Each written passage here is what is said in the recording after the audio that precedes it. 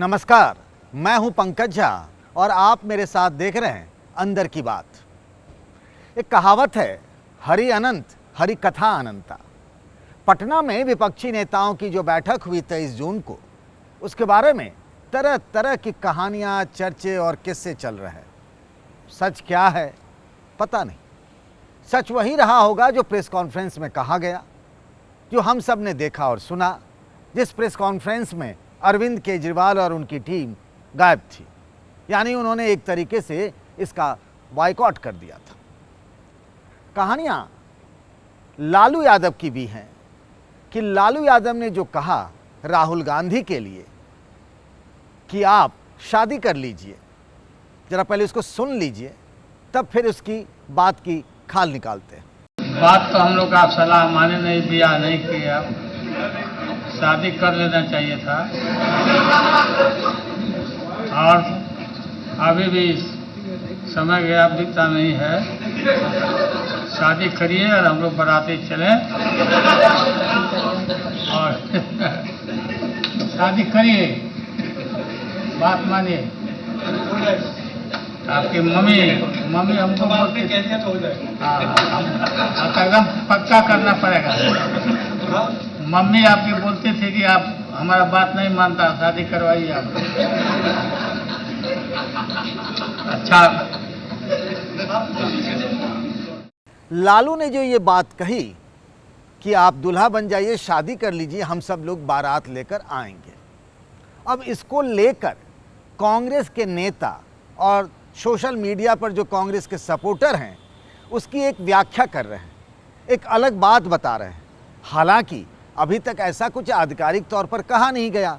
ये जो चर्चा थी कि बैठक में इसका जो ये विपक्षी नेताओं का एक नया मोर्चा बना है, उसका संयोजक किसको बनाया जाएगा, ये बड़ी चर्चा थी कि नीतीश कुमार संयोजक हो सकते हैं, पर इसका ऐलान नहीं हुआ। लेकिन कांग्रेस के नेता और कार्यकर्ता बड़े खुश हैं।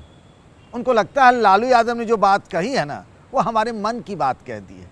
कुछ होर्डिंग और बैनर भी लग गए, अलग अलग तरीके के टेम्पलेट बन गए। सोशल मीडिया में लालू यादव के उस बयान को खूब वायरल कराया जा रहा है। कहा जा रहा है लालू ने मजाक मजाक में ही, यानी इशारों इशारों में ही आने वाले समय की तस्वीर बता दी है। यानी बता दिया है कि दूल्हा राहुल गांधी होंगे और बारात बाकी विपक्षी पार्टियां होंगी। यानी ये जो कहा जा रहा है विपक्ष बीजेपी की तरफ से बार बार कि भैया बिन दूल्हे के बारात कैसी।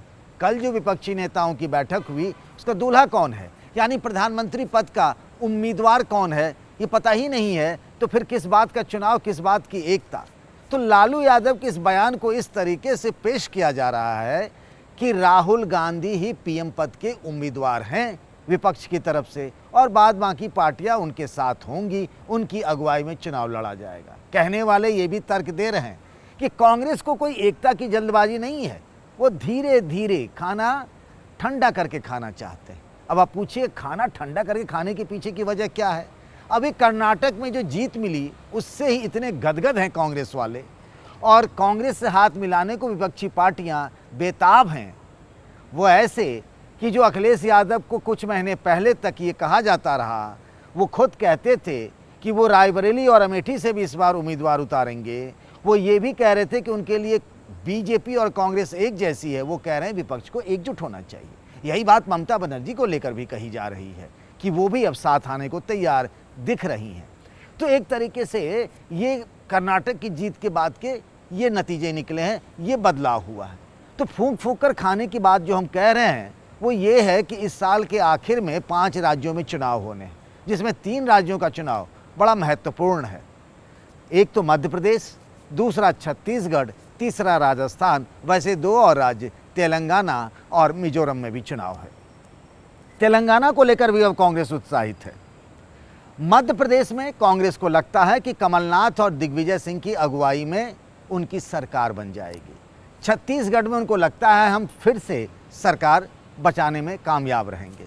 और राजस्थान को लेकर कहा जा रहा है कि अशोक गहलोत जिस तरीके से आजकल तमाम योजनाएं बांट रहे हैं, पैसे बांट रहे हैं, उससे कांग्रेस की वापसी हो सकती है। जो हिमाचल में बीजेपी का नारा था कि राज बदलेगा, रिवाज बदलेगा। मतलब जो हिमाचल में परिपाटी है, परंपरा है, वही राजस्थान में भी है कि एक बार कांग्रेस की सरकार बनती है, फिर भारतीय जनता पार्टी के, फिर कांग्रेस की बनती है, फिर भारतीय जनता पार्टी के। तो इस बार कांग्रेस की सरकार है, कांग्रेस की सरकार रहेगी, ऐसा कांग्रेस को लगता है। उनको लगता है कि जब इन चुनावी नतीजे आ जाएंगे फिर वो उनका मोरल हाई रहेगा, वो अपनी शर्तों पर विपक्षी पार्टियों से बात करेंगे, ऐसा कहा जा रहा है। अब क्या हुआ कि जब विपक्षी एकता की पटना में बैठक चल रही थी तो वहाँ से दूर यूपी के मुरादाबाद में, और यूपी का जिक्र तो खास तौर से होना चाहिए ना, लोकसभा की 80 सीटें हैं और बिना यूपी के ना कुछ होने वाला नहीं है। वो बीजेपी के लिए भी उतना ही महत्वपूर्ण है और विपक्ष के लिए भी। जितनी खिचड़ी पका ले विपक्ष वाले, वो कन्याकुमारी से लेकर कश्मीर तक एकता कर लें, लेकिन अगर यूपी में बात नहीं बनेगी तो फिर दिल्ली दूर है वाली कहावत सच हो जाएगी। तो हम जो बात कर रहे थे कि मुरादाबाद में यूपी के प्रदेश कांग्रेस अध्यक्ष बृजलाल खाबरी गए हुए थे। वहाँ जब बैठक चल रही थी तो कांग्रेस के कार्यकर्ता वहाँ गुस्से में थे। वो कह रहे थे कि भैया हमें मंजूर नहीं है। क्या मंजूर नहीं है? तो हम समाजवादी पार्टी के साथ गठबंधन हमें बिल्कुल मंजूर नहीं है। अब उस वक्त की फ़ोटो और वीडियो बीजेपी के लोग सोशल मीडिया में खूब वायरल करा रहे हैं ताकि लोगों को पता चल जाए कि अभी एकता की बात शुरू ही नहीं हुई है और खटपट मल्ल युद्ध शुरू हो गया। मुरादाबाद में ही कांग्रेस पार्टी के लोग समाजवादी पार्टी के खिलाफ हो गए। वो कांग्रेस पार्टी जिसके बारे में कहा जाता है कि यूपी में उनकी राजनीतिक ज़मीन अब बची नहीं है, बस रायबरेली से ही कांग्रेस की सांसद हैं सोनिया गांधी, इकलौती सीट है और विधानसभा में 2 ही सदस्य हैं। बीजेपी वाले इसको खूब लेकर उड़ गए हैं, खूब प्रचार कर रहे हैं। यही नहीं, ये जो प्रेस कॉन्फ्रेंस में अखिलेश यादव 30 सेकंड बोले हैं, उसको भी बीजेपी के समर्थक अलग अलग ट्विटर हैंडल, फेसबुक और सोशल मीडिया में वायरल करा रहे हैं कि जिस यूपी की बात हो रही वहाँ के अखिलेश यादव ने तो कुछ कहा ही नहीं। इसका मतलब दाल में कुछ काला है, बात कहीं गड़बड़ है, बात बनी नहीं है विपक्षी एकता की। और सबसे बड़ी बात तो ये की जा रही है कि एक बात फैलाई जा रही है और बात फैलाने में बीजेपी का कोई जवाब नहीं है। मतलब वो कोई भी चीज़ फैला सकते हैं। अब जैसे देवेंद्र फडणवीस महाराष्ट्र के उप मुख्यमंत्री हैं, उन्होंने एक बात कही कि दुनिया के 120 देश जो है ना, वो अपने फैसले प्रधानमंत्री नरेंद्र मोदी से पूछ कर करते हैं। अब ये व्हाट्सएप में खूब वायरल हुआ। तो इस मामले में तो बीजेपी का कोई जवाब नहीं है।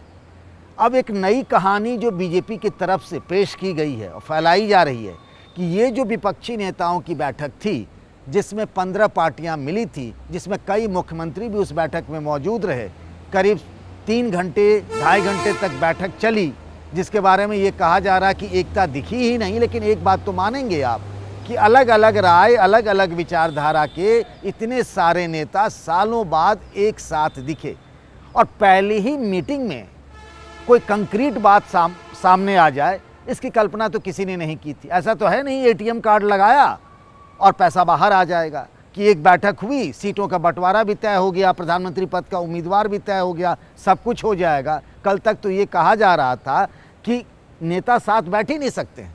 किसी ने कल्पना की थी कि एक फ्रेम में सीताराम येचुरी लेफ्ट के, ममता बनर्जी तृणमूल कांग्रेस की और राहुल गांधी साथ बैठेंगे, पर ये हुआ ना, वो लोग साथ बैठे थे। तो अब ये बात फैलाई जा रही है विपक्षी नेता की बैठक को लेकर के बीजेपी की तरफ से कि बैठक में मौजूद एक नेता ने, अब उस नेता का नाम नहीं बताया जा रहा है, बस कहानी है भैया, और कहानी बहुत तेज फैलती है। ये मैंने कई चुनावों में देखा। कहानी ये है कि 23 जून को नीतीश कुमार के घर पर हुई विपक्षी नेताओं की बैठक में से किसी ने पूरी बात A to Z बीजेपी के चाणक्य कहे जाने वाले केंद्रीय गृह मंत्री अमित शाह को बता दी है। पूरी बात बता दी है, किस नेता ने क्या कहा, उमर अब्दुल्ला ने क्या कहा, शरद पवार ने क्या कहा, ममता बनर्जी ने क्या कहा, नीतीश कुमार क्या बोल रहे थे, राहुल गांधी क्या बोल रहे थे, मल्लिकार्जुन खड़गे ने क्या कहा, अरविंद केजरीवाल क्या बोले, किस किस के बीच में कहा सुनी हुई, क्या रणनीति बनी है, 12 जुलाई को जो शिमला में प्रस्तावित बैठक है उसका एजेंडा क्या होगा, सारी बात अमित शाह को बता दी गई। और इसके पीछे तर्क भी दे रहे हैं ये लोग, तर्क दे रहे हैं कि अमित शाह ने जम्मू कश्मीर में जो बात कही इस विपक्षी नेताओं की बैठक को लेकर कि पटना में जो हो रहा है वो फोटो सेशन हो रहा है और 300 सीटें फिर से बीजेपी जीतकर नरेंद्र मोदी प्रधानमंत्री बनेंगे। अब लोग कह रहे हैं कि आमतौर पे अमित शाह 2/3 बहुमत का संख्या बोला करते हैं। यूपी में वो बोलते थे 300 के पार, बंगाल में बोलते थे अमित शाह 200 के पार, दिल्ली में बोलते थे 50 के पार। ऐसे ही हर राज्यों में होने वाले चुनावों को लेकर के एक आंकड़ा देते थे और वो आंकड़ा 2/3 बहुमत के आसपास या उससे ज़्यादा होता था।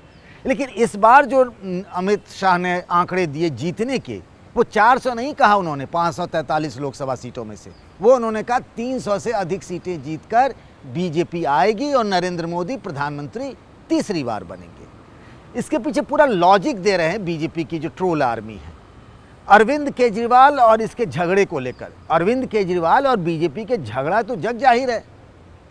आप देखते हैं दिल्ली में किस तरीके से सड़क से लेकर विधानसभा तक लड़ाई लड़ी जाती है। ये बात अलग है कि तमाम चुनावों में, पिछले कुछ चुनावों से बीजेपी लगातार बहुत दूर है। अगर सफलता के हिसाब से देखें, चुनावी नतीजों के हिसाब से, तो आम आदमी पार्टी के मुकाबले। लेकिन न जाने मन ही मन अरविंद केजरीवाल से 36 के आंकड़े हैं बीजेपी के नेताओं के। लेकिन इस विपक्षी नेताओं की बैठक में अरविंद केजरीवाल जिस तरीके से बाहर निकले, अपनी शर्त रख दी और कहा भैया हमारा रास्ता अलग, आपका रास्ता अलग। बीजेपी के नेता बड़े खुश हैं, उनको अरविंद केजरीवाल अच्छे लगने लगे हैं क्योंकि उन्होंने खेल भंडोल कर दिया। वो बिहार यूपी में कहते हैं ना कि खेला खराब कर दिया विपक्षी एकता का। तो बीजेपी को ये बात, बीजेपी के नेताओं को बहुत अच्छी लग रही। अब सबसे बड़ी बात ये है कि बार बार ये पूछा जा रहा है बीजेपी की तरफ से कि बिना दूल्हे की बारात कैसे, और ये कहा भी जाता है कि जब भी चुनाव हो तो चेहरा होना चाहिए। मुझे याद आता है चुनावी रणनीतिकार हैं प्रशांत किशोर, कई सक्सेसफुल चुनावों के वो रणनीतिकार रहे। बंगाल में ममता जीती, आंध्र प्रदेश में जगनमोहन रेड्डी जीते, बिहार में जब नीतीश और लालू 2015 में थे तब भी प्रशांत किशोर यानी पीके उनके साथ थे। दिल्ली में अरविंद केजरीवाल की सरकार है। प्रशांत किशोर बार बार कहते हैं कि हम जहाँ भी चुनाव करवाने के लिए जाते हैं, स्ट्रेटजी बनाने के लिए, तो सबसे पहले हम नेता चुनते हैं। एक नेता, मजबूत नेतृत्व चाहिए, उसी के आसपास वो चुनावी रणनीति का ताना बाना बुनते हैं। बीजेपी के नेता अब यही कह रहे हैं कि विपक्ष में ऐसा कोई नेतृत्व ही नहीं है, हमारे पास तो प्रधानमंत्री नरेंद्र मोदी हैं, विश्व गुरु हैं, उनके जैसा मजबूत नेतृत्व है, ऐसी छवि है कि पूरी दुनिया उनके सामने नतमस्तक है। वो अमेरिकी दौरे से लेकर G20 की अगुवाई करने से लेकर तमाम चीज़ों का वो गवाही दे देते हैं। वो ये भी दिखाते हैं कि कैसे दूसरे देश के जो राष्ट्राध्यक्ष हैं वो प्रधानमंत्री मोदी के पांव तक छू लेते हैं। आपके पास कौन सा ऐसा दूल्हा है? अब सवाल ये है कि उनको कौन बताए कि जब 1977 का मामला था, जब चुनाव हुआ था, इंदिरा गांधी थी, इमरजेंसी लगा दी गई थी और पूरा विपक्ष इंदिरा हटाओ देश बचाओ के मुद्दे पर एक हो गया था। तब तो कोई प्रधानमंत्री पद का उम्मीदवार नहीं था, न चौधरी चरण सिंह थे, न मोरारजी देसाई थे, न चंद्रशेखर थे। लेकिन पूरी विपक्ष एक साथ हुआ और फिर इंदिरा गांधी हट गई, विपक्ष ने सरकार बनाया, मिलीजुली सरकार बनाई। ये बात अलग है कि वो सरकार ज़्यादा दिनों तक चली नहीं। लेकिन सवाल ये है कि बिना दूल्हे के भी चुनाव होता है और बिना दूल्हे के भी चुनाव जीता जाता है। ये 77 का एग्जाम्पल है। अब अगर ये बात कही जाएगी तो बीजेपी वाले कहेंगे कि यहाँ कोई आपातकाल लगी है क्या, आपातकाल लगा, कोई इमरजेंसी लगी है। तो हर तर्क के अपने अपने दूसरे तर्क भी होते हैं, हर सिक्के के दो पहलू होते हैं। लेकिन एक चीज़ समझ में नहीं आती है कि विपक्षी नेताओं की बैठक हुई तो इसको लेकर के बीजेपी वाले क्यों इतने एक्टिव मोड में हैं? क्या उन्हें लग रहा है कि अगर ये एकजुट होते हैं तो उन्हें चुनौती मिल सकती है क्या?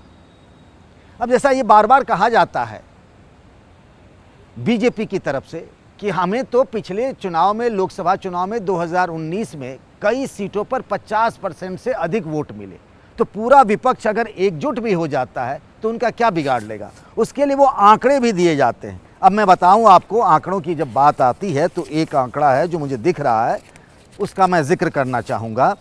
वो ये कहते हैं कि 2019 के लोकसभा चुनाव में 224 ऐसी सीटें थी जिस पर बीजेपी को 50% से अधिक वोट मिले। ये भी कहा जाता है विपक्ष की एकता के काट में बीजेपी की तरफ से तो अधिकतर राज्यों में तो सबका गठबंधन एक तरीके से तय है। अब मध्य प्रदेश, छत्तीसगढ़, राजस्थान में तो तीसरी कोई पार्टी नहीं है, तो गठबंधन किससे करेगी? कांग्रेस और बीजेपी का मुकाबला है। बिहार में ऑलरेडी गठबंधन है, महाराष्ट्र में ऑलरेडी गठबंधन है, तो वो ये कर्नाटक में भी देखिए कोई ऐसी पार्टी नहीं है। अधिकतर राज्यों का यही हाल है। 2-3 जगहों पर ऐसी बात है जहाँ गठबंधन की बात हो सकती है, वहीं कांटा फंस सकता है। केरल से लेकर आप अगर देखें तो दूसरे राज्यों में, बंगाल में भी एक ही चीज़ को देखकर लगता है कि जिस तरीके से विपक्षी एकता हुई, बैठक हुई और विपक्ष बीजेपी उसके खिलाफ सुपर एक्टिव है, सुपर एक्शन मोड में है, उससे लगता है कि क्या विपक्षी एकता की बात आगे बढ़ने वाली है। आपको आपकी राय का इंतज़ार रहेगा। आप बताइएगा कि क्या विपक्ष एकजुट हो पाएगा?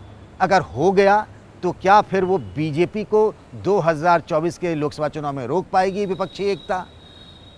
आप अपना कमेंट ज़रूर कीजिएगा, इससे मेरा उत्साह बढ़ता है। आज के लिए बस इतना ही। नमस्कार दोस्तों।